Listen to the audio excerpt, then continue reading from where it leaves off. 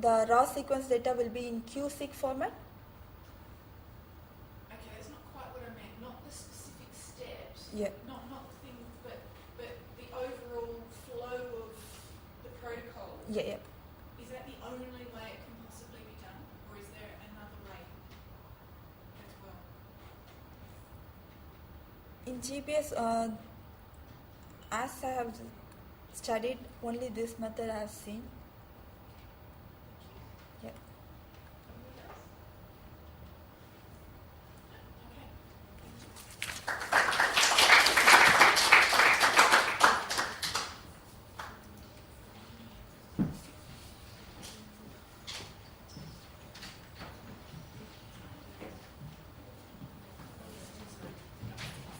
We do have our sixth speaker here, so we'll have Lakshmi and then who's number?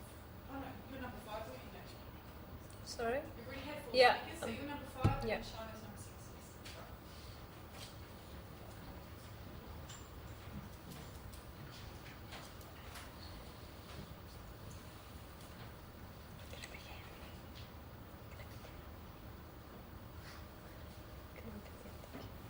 Hello everyone, I'm Lakshmi. I'm going to talk about digital droplet PCR today. Let's first talk about digital PCR and a little bit about its history. Digital PCR was first described by Skiz et al. In 1992. He recognized that we can yield tremendous amount of nucleic acid amplification by combining 3 different procedures, by combining the limiting dilution, endpoint PCR, and Poisson statistics. And then there comes the concept of digital PCR. The Poisson statistics was discovered by Simon Dennis Poisson. He found out the Poisson's law of small numbers. I'll talk about in detail about the Poisson statistics, how we're going to use in this procedure. Digital PCR is simply the modification of conventional PCR as we have been using every day in our lab. And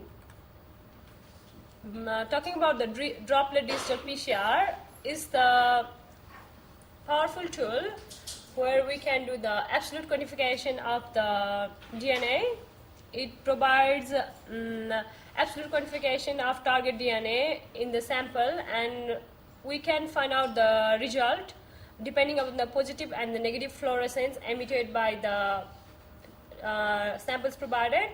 Like in real-time PCR and in other PCR, it uses the samples provided along with the Tachman probe. And here, in this case, I'm going to talk about specifically about the Biorad droplet digital PCR. And here, in this case, they have used the optimized supermix.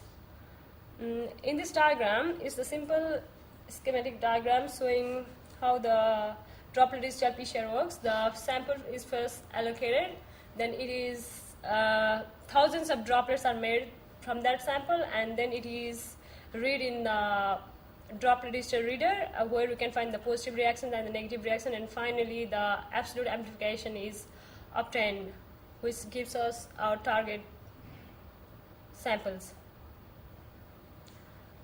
Talking about the principle of droplet digital PCR, in this PCR system, the first step is the sample partitioning. Here, every sample is divided into 20,000 droplets, and each droplet is of the size of 1 nanoliter in volume. And then PCR amplifications of the sample is occurred in each 20,000 droplets, as like in the PCR we did in the lab. All the 20,000 droplets will be amplified. In this stage, either we can get no amplification at all, or just single amplification, or maybe more than one amplification at the very end. In this step, how they read the result is, if the target sequence is present in the droplet, then they use the Tachman reporter dye, which emit fluorescence. But if the target sequence is not present in the droplet, no PCR reaction will take place, or either weak residual reactions or fluorescence will be emitted at the end. By scoring each individual droplet for fluorescent signal, it achieves absolute amplification, by calculating either the positive fluorescence or the negative fluorescence. Positive fluorescence are the one which fluoresces, and the negative are the one where there is no amplification or fluorescence at all. This is the diagram here. This is sample which is divided into 20,000 droplets, and this diagram shows the fluorescence emitted by the 20,000 droplets in a single test tube in a sample. Digital droplet PCR are of, to my knowledge, I just found two types of droplet digital PCR by BioRad. They are QX100 droplet digital PCR and the QX200 droplet digital PCR. The QX100 is the first droplet digital PCR which was launched by Quantalife in December 2011. It consists of the droplet generator along with the droplet reader, and it works by the water and emulsion droplet formulation system by forming 20,000 droplets from 20 microliter of the sample. Each droplet is then analyzed by using a flow cytometer to determine the fraction of the PCR positive droplet to the original sample, and then the data are analyzed using Poisson statistics to determine the target template concentration in the original sample provided. Moving towards the QX200 droplet digital PCR system, these two droplet PCR systems are quite similar in their mechanism. Everything is pretty same. The only difference between the QX100 and the QX200 droplet digital PCR system is that the first one, QX100, use only one type of Tachman probe, and the second one you can use either one or more than one, 2 or 3 dye, which will be fluoresced in the result sections. Like in the first one, we just get one fluorescence. In the second one, we can get either one or more than one fluorescence while viewing the results. How QX100 droplet digital PCR works? It works by first, we have to gather the sample preparation, then the droplet is generated, then PCR amplification of the droplet is done, and the droplet is read by the droplet reader, and then we analyze the results by using Quantalife software, and then finally we visualize the results. Here in this diagram, this is the sample where there is no amplification at all. In this one, there is like very low amplification, like 6. And the third one is like medium concentrated one, and the last one is highly concentrated, where we can get like more than 100 amplifications out of 20,000 droplets. This is also the same diagram showing how it works. Talking about in detail about the PCR droplet QX100 PCR system. At the beginning, we gather the sample. The sample is prepared by mixing the primer and Tachman probe and the sample provided. Then next step is droplet generation. How are we going to generate droplet from a single sample? We're going to generate 20,000 droplets from 20 microliter of the sample. Those 20 microliter of the samples are loaded in, there are like 8 wells in this cartridge. This is the droplet loading cartridge, sample loading cartridge, where there are 8 wells. Each well is loaded with 20 microliter of sample is loaded in 8 of these wells, and then it is supplied with droplet generation well at the top column. There are like 3 columns in this diagram. The middle one is loaded with the sample, and the top one and the bottom one are loaded with the digital droplet generation well. And then this using microfluidic technology, this droplet generator combines the sample and the well to create the emulsion of around 20,000 mono-sized droplets. Each droplet 1 nanoliter in volume, and every droplets are then transferred to the PCR thermocycler to process it. After that process, the droplet reader is transferred to the 96 well plate PCR, and then a plate is sealed with PX1 PCR plate sealer. Then it is loaded on the thermocycler to amplify the target DNA, and in this case the BioRad has run the PCR program is set after 40 cycles. And then the next step is droplet reading.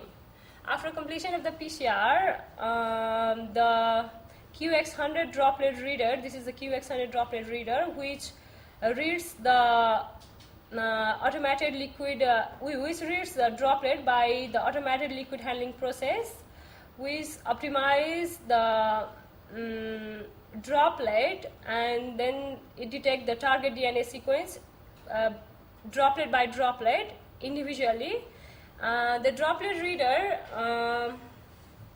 automatically sets each sample, it singulates all the drop from a sample and then merge them in a single file and then pass the fluorescence to each of the droplet by the use of the probe used. In this process, this is the droplet reader, which read each and every individual droplet among 20,000 droplet, and the droplet which has got the target sample in it, they are flourished and they are got the positive target, and the droplet which do not have the target sequence, they are negative target and they do not flourish at all. This is the precise detailed diagram of this step. The next step is analyzing the results after the droplets are read. In this step, they use QuantaSoft software. The QuantaSoft software read the result either by positive amplification or the negative amplification. Here in this diagram, this is the data analyzer. In this diagram, the positive fluorescence is detected in this column in the with high fluorescence, and the negative droplets or the negative samples are in the lower column with the diminished fluorescence at all. And this process, as the process goes increasing, as the droplets are read in higher number, the negative fluorescence reduces and the number of positive fluorescence increases. This is the two-dimensional diagram of the same procedure, where these bluish mark are the samples having droplets having the target samples with them. Here in this case, while analyzing the data, we use the Poisson's algorithm and absolute quantifications. Poisson's algorithm is the how it helps to determine the exact number of target sequence in this procedure. How it's going to work is like it calculates the total number of droplet by which is minus log algorithm of 1 minus P, where P is the fraction of the positive droplet. Here in these procedures, if this is the schematic diagram showing the upper column is the positive target and the lower column is the negative target, which was the positive target was very low at the beginning and the negative was very high, but later on, from ranging from diagram A to E, the positive fluorescence has increased very high at the very end, and there is like very less negative fluorescence, which shows that we got plenty of target sequence in it. And for example, if we want to calculate around 95% of the, like 90 to 95% of the efficiency of the target, like if you want to, out of 100, if you want to get 95% of the results, then in this case, let's see how we're going to calculate the target depending on the Poisson's algorithm statistics. Here this is like 20%, 40%, and here 95% will be around 0.8 to 1% in between here, where that will be equivalent to around 60,000 to 70,000 data targets, like primers available. So to get 95% of the target primers, we need to add about 60,000 to 70,000 primers in the single sample. And this is the log algorithmic, what we say, chart showing the Poisson statistic. Here the result obtained by the digital droplet PCR is linear in this case.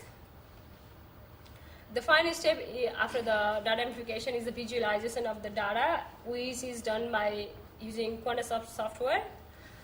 Here this software reads the data by depending upon the fluorescence emitted. This has got 4 types of fluorescence. Like they might have used two or more than two dye in it.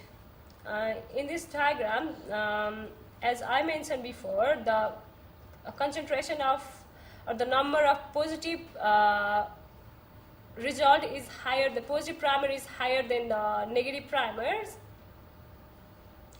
Finally, after the analyzing data, the digital droplet PCR has got a few applications. The first application is it helps in the study of the copy number variation, because by using other PCR system like real-time PCR system, it gives very less amount of quantification or the data at the end. So it's really hard to find out the accurate number of target sequences we want to produce. Like suppose if we use 5 or 10 target at the beginning, it's not sure like we're going to get 5 or 10 out of 5 to 10 at the very end. But by using droplet digital PCR, we will be able to find the exact number of target we want to produce. Like if there is like less than 1, or like if there is a very minimal number of targets, it will be really hard to find by using other methods. But by using droplet digital PCR, we will get the accurate results, absolute amplifications. It also helps in the rear sequence detection. It helps in the amplification of single gene in a complex sample. For example, tumor cell in the wild type mutation background, where digital droplet PCR is sensitive to find a rear mutation or sequence detections. Similarly, it also helps in the single cell analysis. In this process, it enables slow copy number target quantifications, as there is need for analysis of single cell to high degree of cell to cell variation, that is from 10 to 100 fold. It also helps in the gene expression analysis of the rear transcripts, where in the conventional PCR we use the agar gel. Here in this droplet digital PCR we use the fluorescence dye, which helps to detect the exact amount of gene expressed in the transcripts by calculating the fluorescence emitted in each droplet within the droplet digital PCR among the 20,000 droplets we have generated out of a single sample. In case of mRNA analysis, it also helps in the absolute quantification of the targeted sequences, because in this process there is like very low evidence of mRNA with greater sensitivity and precision because of this system, because otherwise it's really hard to, in this case also it's really hard to calculate the very low evidence of the data by using other PCR system like real-time PCR system. It helps in the next generation sequencing system. It is applied in the next generation sequencing where sample quantification is to increase sequencing accuracy and to reduce the non-repeats, validating sequencing results with absolute quantification. Here in this case, absolute quantification doesn't mean like it will give the 100% result, it's like 99.9%. It has also got some errors, like I'll talk about it at the very end. These are the benefits of using digital droplet PCR. It gives absolute quantification, unparalleled precision, like we can get tremendous amount of nucleic acid amplifications by using a single sample with low cost, and then like with a simple technique. It also helps to reduce, it also increases the signal to noise ratio, that is high copy templates and the backgrounds are diluted, as like in the previous diagram I saw. If there is target sequences in the droplets, it will flourish, and if there is no target sequence at all, the background will be diminished, or there is like is blank at all, there is no fluorescent at all. It also gives very easy quantifications with lower equipment cost, easy setup, and low cost, because other PCR system like raindrop PCR system or other system has got the cheap rating system, where to set up the chip is really expensive. It costs lots of money, but here we just produce the droplets from a single sample, which is cost effective and then very easy to handle, and it doesn't take a long time. The whole complete process of QX100 droplet digital PCR to run a single sample in 96 well chamber, it takes like around 5 hours to complete that process. It runs at about 1,000 droplets per second. And the main thing is that it has got superior partitioning, that it divides a single sample to 20,000 droplets. These are the summary of digital droplet PCR. It is the simple modification of the conventional PCR we have been using so far. We can achieve higher precision, single molecule sensitivity in less time. For generation of digital results, samples are amplified to endpoints by using Poisson statistics and dilution, serial dilution. The fraction of positive droplet determines the concentration of the target DNA sequence, where the total number of target sequence is the ratio of positive to negative log algorithm of the Poisson statistics. No chip-based method is used in this system, which reduces its cost definitely. And talking about the errors, I couldn't find any disadvantages of this system. There should be definitely some disadvantages, but I found like 2 errors. In the first diagram I saw, where it is? Oh, here. There can be like total error while we calculate the data, because some of the, have you guys noticed, like some of the droplets are at the well of the chamber. Like this looks like half, this looks like half, and then some of others like at the end. How are we going to calculate all those half droplets? It's like we have to calculate error for that portion, like half and half will be 1, or like the machine gonna calculate that, like, so we're not gonna get 100% result. There will be a little bit error in this system. And yeah, this is my presentation. So I'm done with this. Thank you. Oh my god. Oh, you came. I was expecting like you're not gonna come. You're alright. I missed the beginning, so maybe that. Two-part question. Yeah. How old is the technique? And yeah, do we not really know why it's not in most laboratories?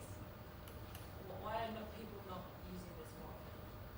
This is like this has been just discovered. It is. Because, yeah, it's like the first one was discovered in 2011, and then like the later on, the advanced one is just like it's still in common use, because that's why we have been using the conventional PCR in our lab, isn't it?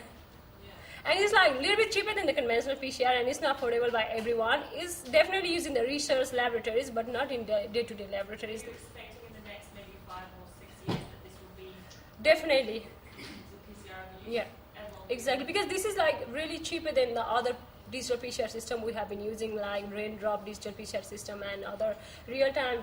If you say real-time, if you compare with the real-time also, it's more cheaper than that. Then definitely, and if there is something which is cheaper, which gives better results, why not going to use it? Thank you. My question is kind of related to that. Yeah. You keep repeating that it's a Bio-Rad. So Yeah. is it exclusive for Bio-Rad, or there's like other companies like? No, other company has not launched Droplet digital PCR yet. Only Bio-Rad has launched this. Yeah, only 2 types of them only. Yeah. That's not- Krishna. Oh, sorry, Daniel. Yeah. Daniel, they could. Yeah, when sample is broken into droplets, now, Yeah. are they made as liposomes? Sorry. Are they made as liposomes? The droplets? I didn't really get what you mean, but I'll explain. It's like the samples will not break at all, because we're gonna load 20 microliter of the sample, and then the droplet reader will divide into 20,000 droplets by the use of well and the water emulsion system. It's like we're not gonna do it manually. is going to be done by a system. So like the software they set up is so accurate, so there is no breakage at all. If you're going to make 20,000 droplets out of 20, it's going to make 20,000 exactly. Then how do you load the droplet into the PCR? It will be done automatically. Hang on, I'll show you the image. Have you ever made With the droplet loader. it's like making salad dressing, making mayonnaise. It's literally just oil.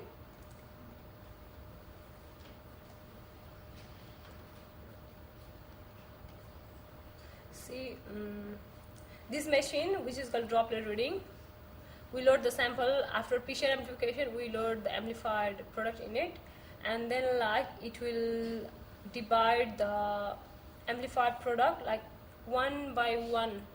Every single droplets will be divided and read by this machine, and which will be done automatically. We're not going to do it manually.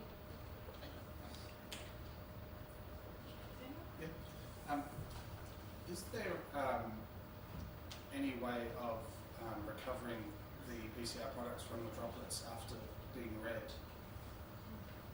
Recovering the PCR products. Yeah. Is there any way of undoing the droplet formation and recovering? Like you mean like you want to go back to the previous stage when you get the PCR amplification? Well, I was thinking like, say you're analysing in a flow Yeah. cytometer. If you were to sort the droplets at that time and then recover your DNA from your enriched sample, Yeah. is that? No, that it's possible? it's not possible. Yeah. No. Okay. Yes, Krishna. disadvantage. Yeah, exactly. Lucky last question. You mentioned about two types Yeah. PCR, QX100 and 200. So is there any difference or same? Yeah, up to my knowledge, it's like the QX100 is the pioneer one. They discovered it at the very beginning with all sort of techniques they have been. It has been possible to use. They use only one probe at the time, the Tachman probe.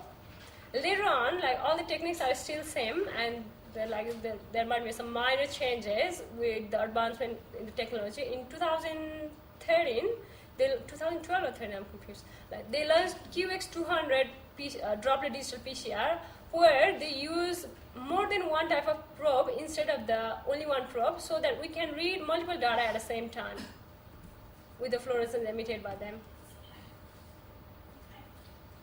Thank you, Ashma. Thank you. Lucky last for today's show.